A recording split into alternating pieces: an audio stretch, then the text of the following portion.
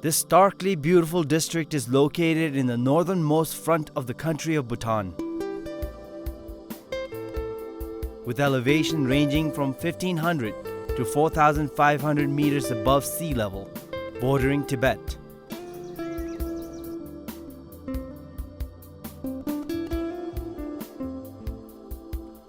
This region of the country has the smallest population, inhabited by two distinctive nomadic yak herder tribes, known as the Layups and the Lunups, with their own unique culture.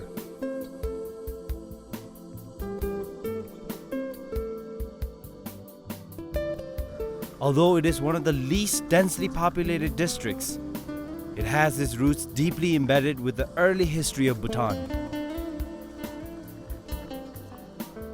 The people take great pride in the fact that Zhabdrung Ngawang Namgyal, the unifier of the nation, entered Bhutan through their district.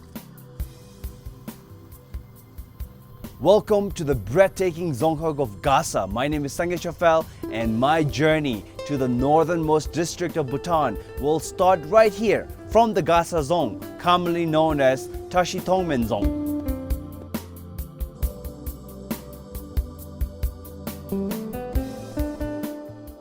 The Dzong was named after the region's protecting deity, Tashi Tongmen, and as history has it, Tashi Tongmen Dzong played a crucial part in maintaining the independence of the country from foreign invasions from the north during the 17th and the 18th century. This fortress is unique with a circular shape and three watchtowers, known as utses, placed at strategic points.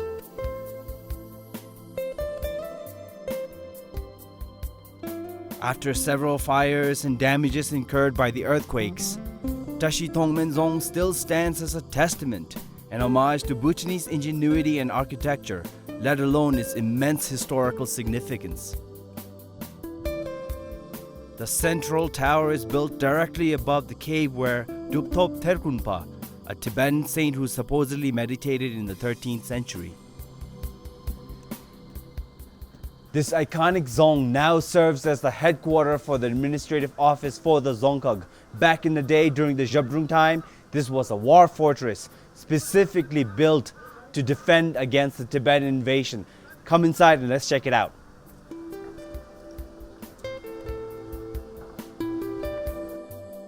To maintain this historical piece of landmark, the Dzongkhag is heavily engaged in renovating the main watchtower.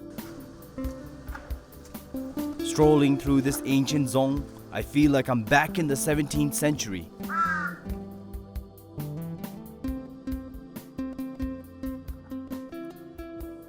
It's always a treat for me to visit Dzongs because it takes you right back to the history of Bhutan, and I take really great pleasure in visiting ancient places like this here in Bhutan.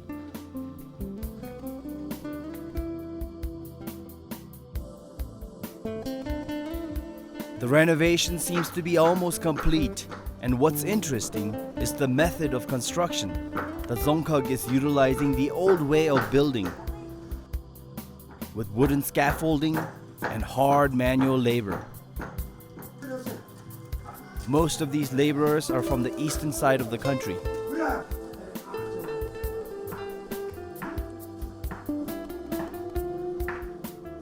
Unlike any other Dzongs in Bhutan, Gasa Dzong is circular in nature, and one of the most unique features of the Dzong are the three watchtowers.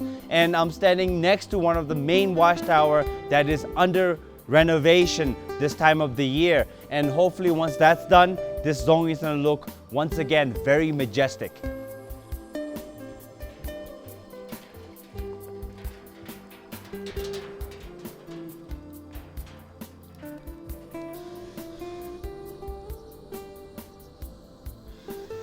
Today, I'm trekking all the way up to Laya. It's a 2-day trek and it's going to be a long journey. And today also happens to be the start of the Snowman race, where there's 123 participants, and this is going to be really exciting. There are a lot of participants that have already reached here, and an interesting thing is who I recognize is Gasa Dzong from our film industry. How you doing? Yes, I'm doing good, sir. Yeah? Are you participating today? Yes, sir. So how do you feel about that? Are you worried? I mean, it's a 2-day trek, 53 kilometers, right? Yeah. How do you feel about that? Did you do some training beforehand? I'm very excited with the Snowman Run. Yeah. And I did some short distance hike. Okay. And not fully prepared, but Okay. more than that, like I felt like it's a golden opportunity given to us by His Majesty. Right. And my friends up there in Laya, they already called me and saying that same No thing. problem. No, it's too muddy. Okay. So I'm prepared for that. All right. So you're already mentally Yeah, yeah, prepared. yeah. Well, it's definitely great to see you. Good luck on the race, and it's been a pleasure, definitely. Okay, thank you. Thank you very much. So this 53-kilometer Snowman Run, the cross-country race, is being initiated by His Majesty, and there are participants from 8 different countries, and I think we have one of them right here. How are you doing, Vincent? Very well, thank you. So are you kind of worried about the altitude sickness and whatnot? I mean, we are climbing up to about 4,000 meters above sea level, right? So First day, I'm okay. I feel like the first day is going to be okay. We're only going to about 3,000 Right. or something. Second day, I think it's going to be a lot more difficult for me Right. and for a lot of us expats in truth. So this race is quite interesting because there are 29 females participating. I know there are one from Lunana, one from Laya, and most of them are from Thimphu. And I think there are a bunch of them over here, so let's go talk to them. Hello, how are you? I'm fine. Yeah? So how are you feeling today? I'm excited and Yeah? a bit nervous, Okay. but I'm ready. Okay. Are you worried about that? Are you worried about the altitude? Altitude, no, but Okay. rain. Okay. yes. All right. Well, good luck. You're one of the female participants here. Yes, I mean, it's a great thing to see. There's so many females that have turned out, right? 29 of them, I think. Yes. There were supposed to be about 45, I think, but Yes. that's still a good number, right? So Yes. good luck. Thank you so much. Enjoy the race.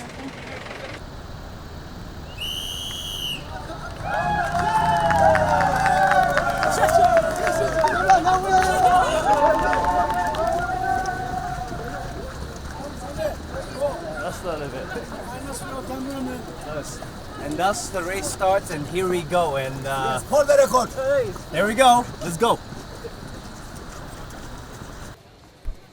As we all run up, or rather for some of us, walk up the very first climb of the race towards Gasa Dzong. Without a doubt, the runners from the Royal Bhutan Army are the first to lead the race.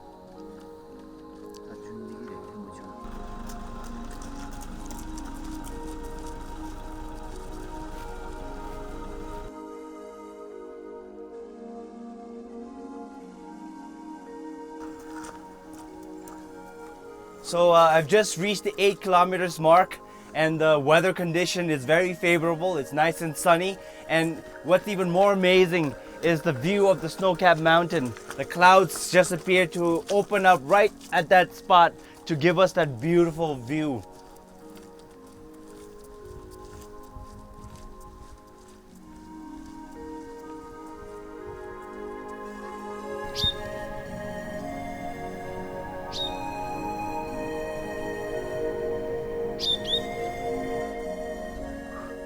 Wow, the sun is really glaring down on us now, but at least it's not raining. And right behind me we have the historical landmark of Gasa Dzong, the Snowman Run, and it just looks breathtaking. The runners are cheered on by the school students of Gasa with encouraging words, Bhutan flags, and our traditional white scarves.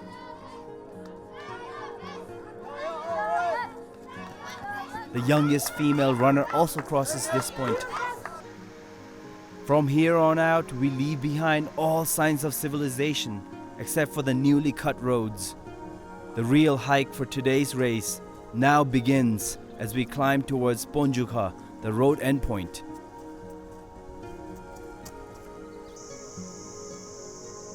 It is a beautiful hike with pristine forest.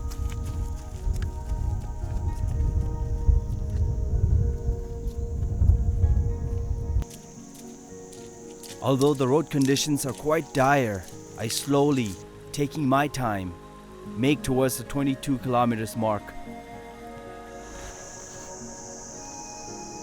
This epic natural scenery is accentuated further as I enter through the natural gate created whilst cutting the newly constructed road.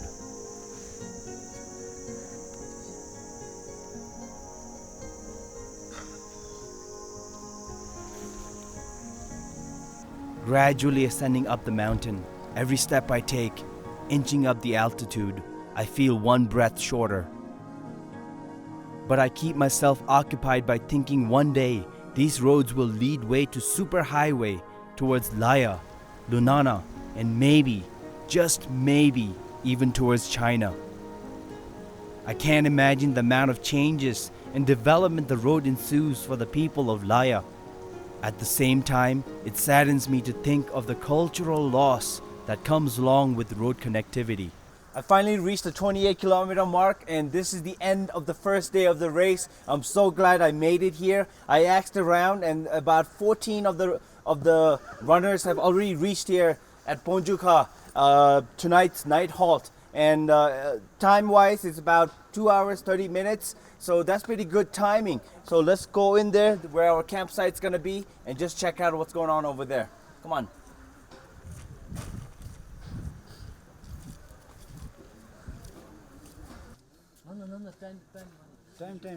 One by one, the runners slowly come through as the timekeepers keep time record of the racers.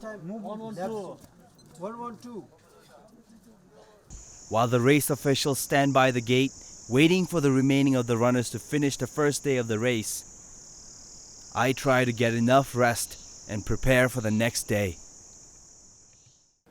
So it's about 8:30 in the second day of the Snowman Run. Here in Ponjuka, the weather condition is kind of foggy, and today's trek is going to be worse than yesterday. There's no more road, it's all trails. It's going to be muddy, and all the caravans that have already gone ahead has probably made the road condition even worse. So we have to be really careful. The race is going to flag off at 9 a.m. All the racers are preparing themselves. They're warming up. Temperature is it's a bit on the chilly side. So it's going to be an interesting hike, and let's do this.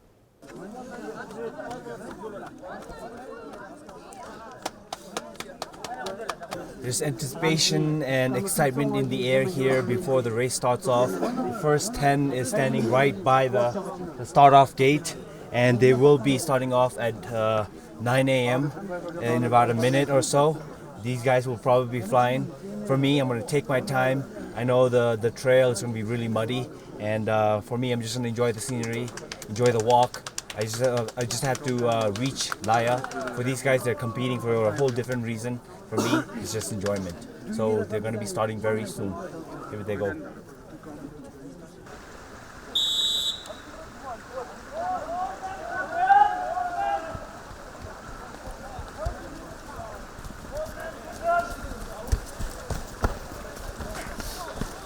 At this point, I am no longer concerned about keeping up with the runners, as my entire reason for the hike is to enjoy and take in the wonderful scenery. I remind myself it is not a competition for me, yet I don't want to be left behind too far. The beginning of the second day's hike seems to be all downhill, through small streams, small muddy trails,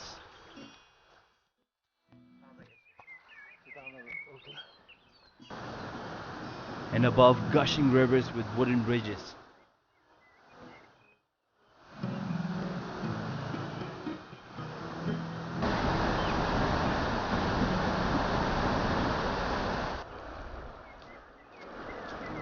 At some point of the trek, I had to even cross the frigid Mochu River. So I've reached a place called Tongchudra, which is most likely halfway point.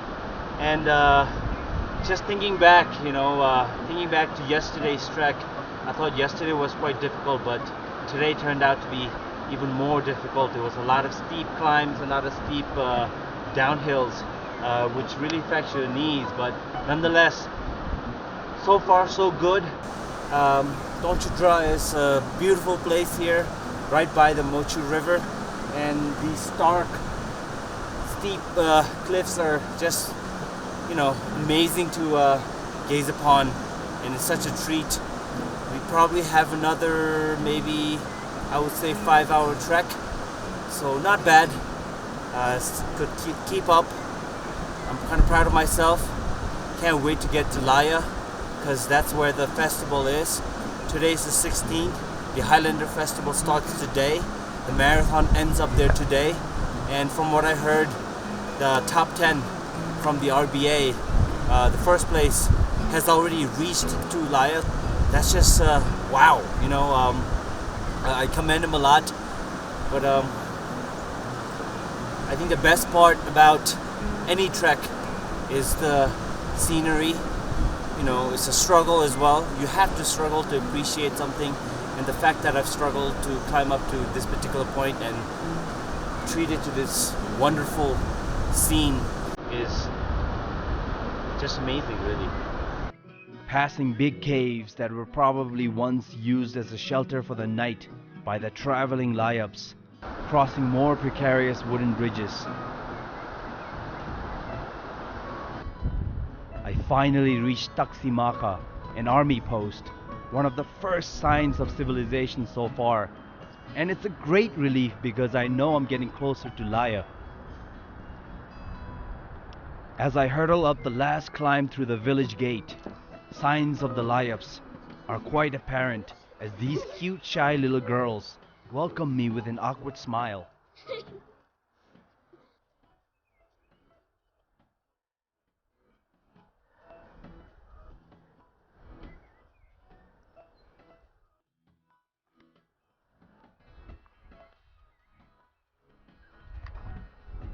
Clocking in about 6 hours, I have finally reached the beautiful village of Laya.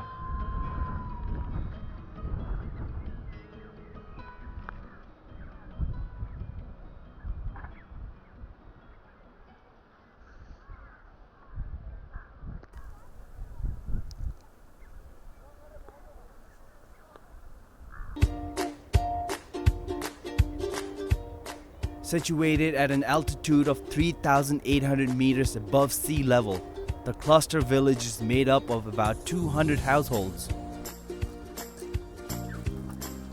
They have their own dialect, customs, and distinct dress. The women keep their hair long and wear peculiar conical bamboo hats with a bamboo spike at the top. The Layups tend to be mainly nomadic yak herders.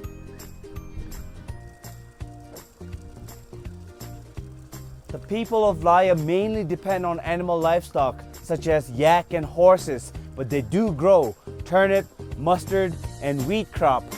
But their main source of income comes from yak product and cordyceps.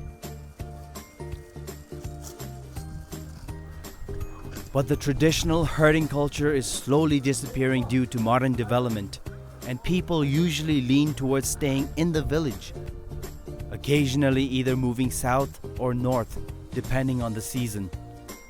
Modernization has slowly creeped into the hidden village of Laya as the arrival of electricity, sheet metal roofing, and mobile network have changed the way the younger generation are thinking these days here in Laya.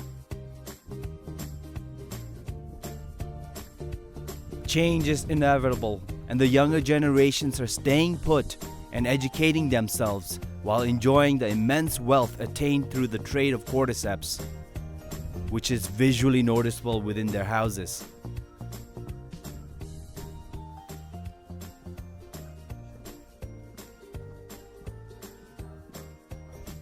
Although vehicle road hasn't quite reached Laya, that does not mean the Layups are not wealthy.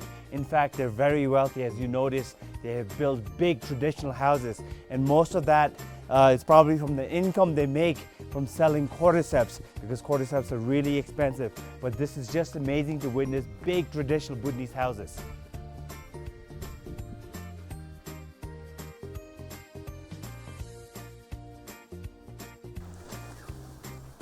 And some of these houses are the resting place for one of Bhutan's most valued historical artifacts. I'm about to enter this house and I'm quite excited because this house holds something very sacred and it's already getting me excited. So this is the house where they hold Shabrung's Shablam, and I can't wait to go see it, so come on.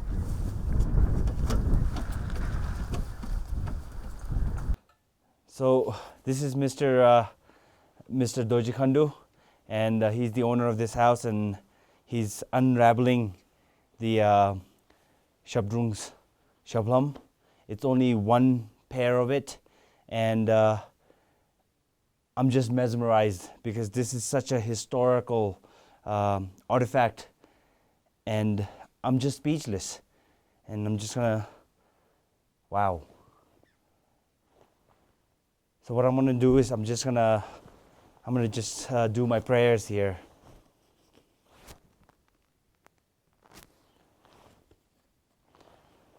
So that, ladies and gentlemen, is the original Shablam of Shabdrung. To satiate my adventure for the treasure hunt, I axe around amongst the villages of another Shabdrung's artifact, which is supposed to be located in another household.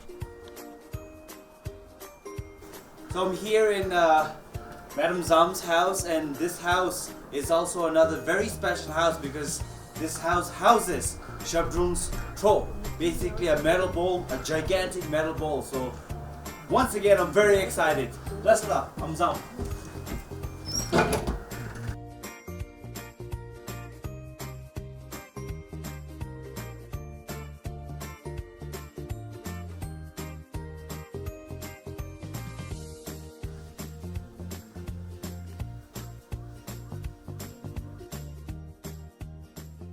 This is one of the primary reasons I love going out there on an adventure and visiting hidden villages and sacred villages and these small villages, because these are the villages where they hold some of the most treasured gifts of our country. And here I'm standing right next to the Shabdrung's turquoise jewelry, and as well as Shabdrung's metal bowl.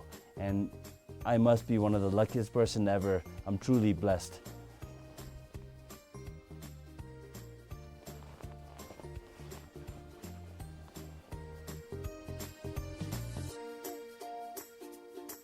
With the treasure hunt complete and spiritually fulfilled, I head towards my campsite, high above the village, to reflect upon my discoveries. The Layups call their village Bayul, which means hidden village.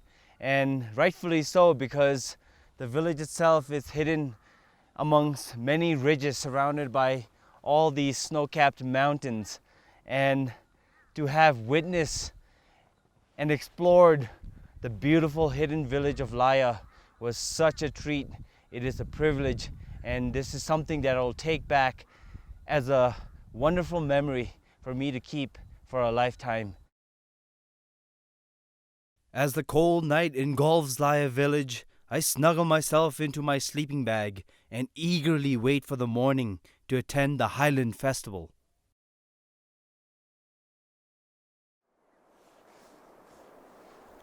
It is an awesome morning here in Laya, with the snow-capped mountains glistening in the morning sun. The yak hair tents are already set up here at the festival ground from the day before. It is eerily silent here at this hour of the morning, soon to be broken with festivity. This particular area is called Langwakhan, and this is where the festival is being held.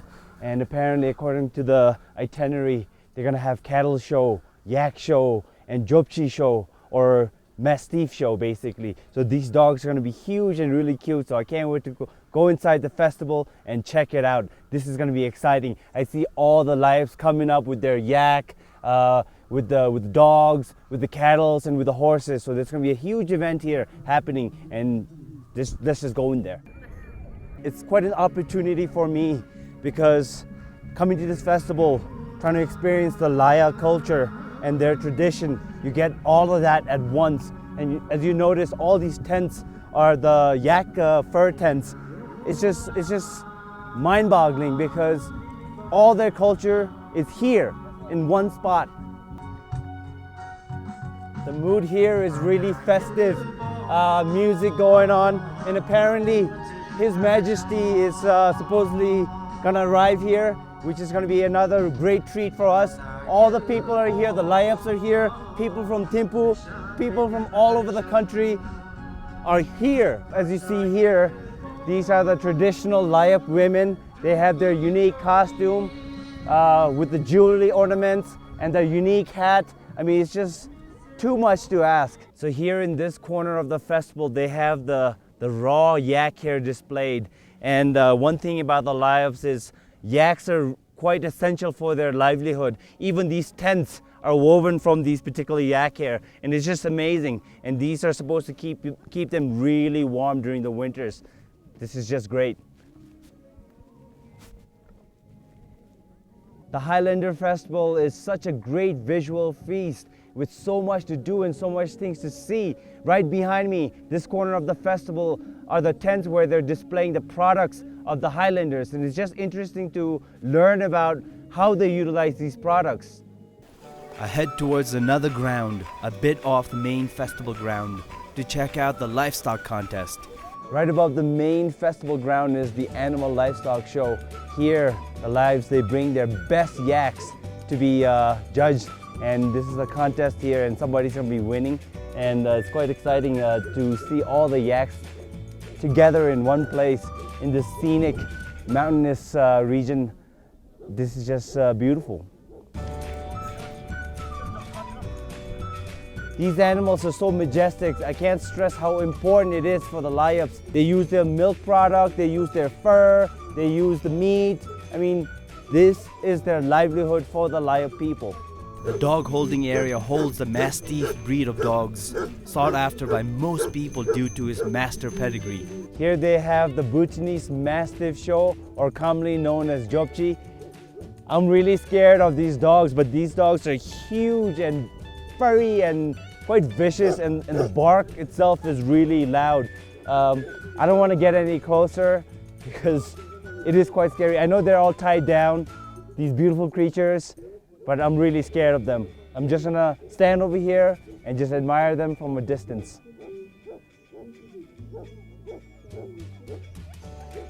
This breed of dogs were equally important for the Layups to help herd their yaks in this frigid region of the country.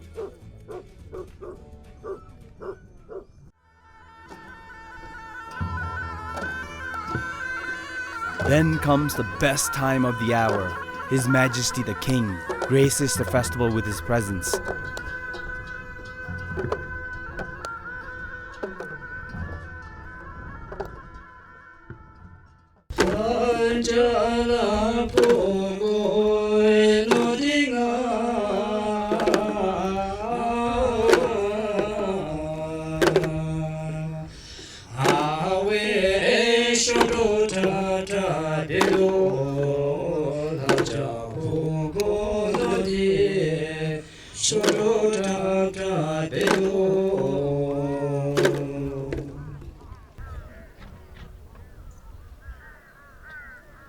Once the traditional formalities are complete, the Layups offer Belwa, an ancient tradition of offering to His Majesty.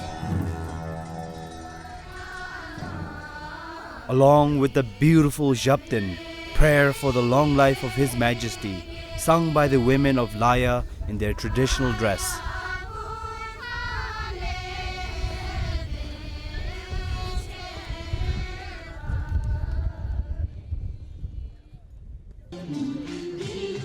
Which is then followed by a dance by the school children of Laya as a gesture of warm welcome to His Majesty.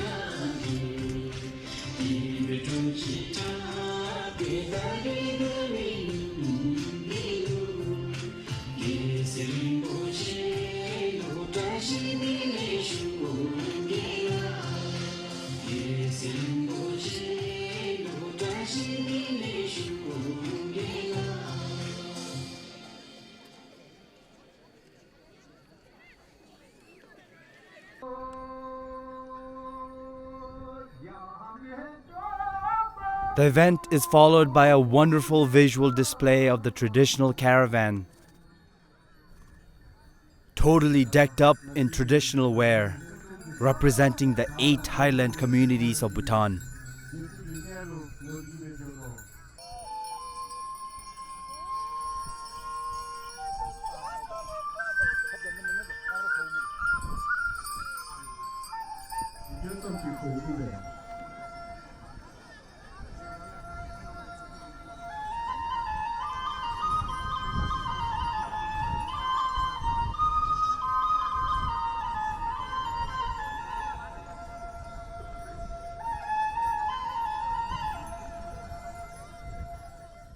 Although I'm frozen to the bones, it's been quite a privilege for me to be here in Laya, especially this time of the year because of the Highland Festival, and just to be here in this area, just gazing upon these majestic snow-capped mountains is just a magical moment for me.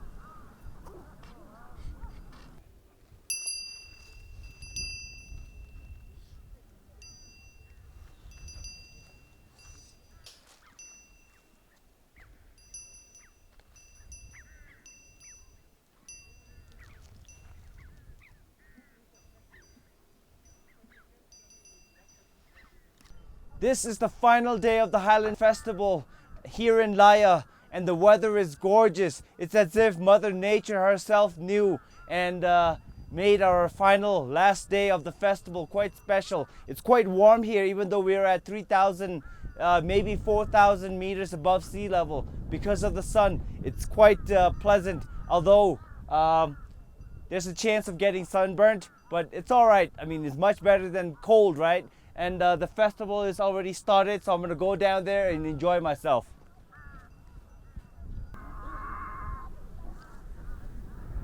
As I walked towards the festival ground, I couldn't ask for a better day, as the surrounding scenery is as stunning as the unique display of the Laya culture. Laya village is one of the highest villages in the country, situated at more than 3,800 meters above sea level. And today we're treated to the daunting view of Pentagon right behind me, that's situated at more than 7,100 meters above sea level, towering over Laya village. And this is such a great sight for me to view. This is just amazing.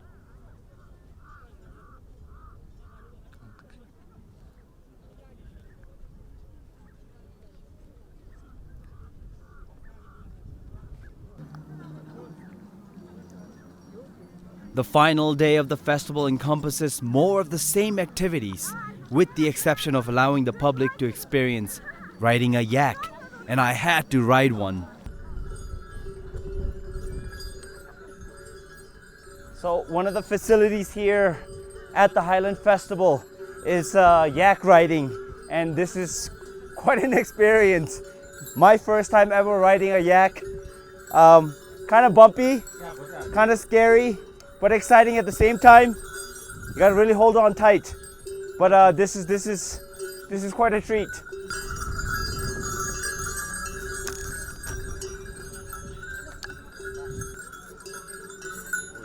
Always wanted to ride a yak and finally had the opportunity to ride this gorgeous beast.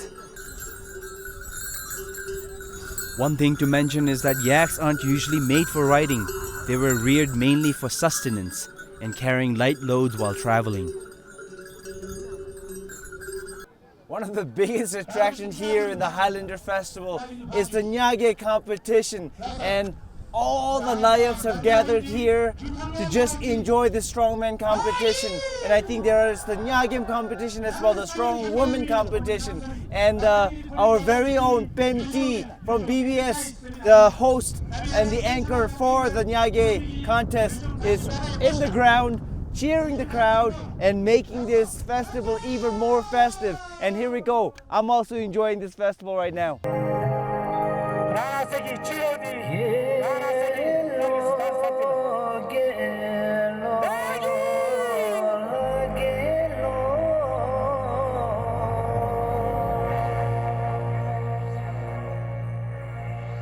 Excitement is in the air as the final 3 strong men and women from Laya enter the grounds in a traditional warrior fashion.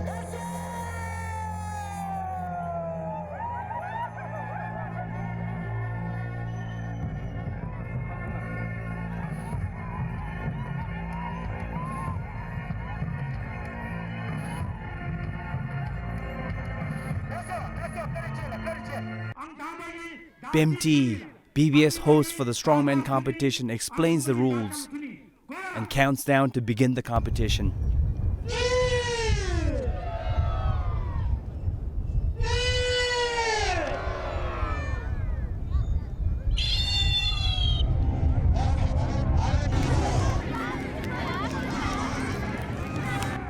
This part of the festival is surely a crowd favorite as they root and cheer for their favorites.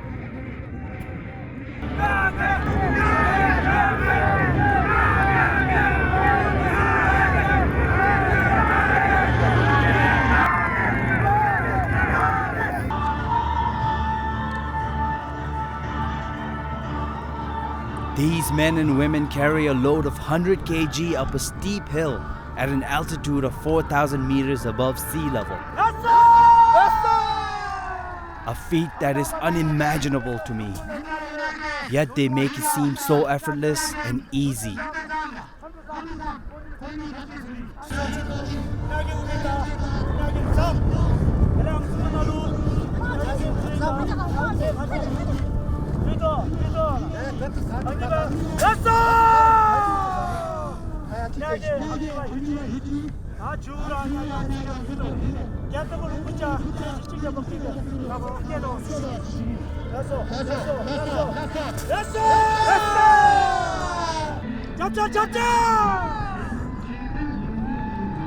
Congratulations to the winners as they run back to the main ground to celebrate.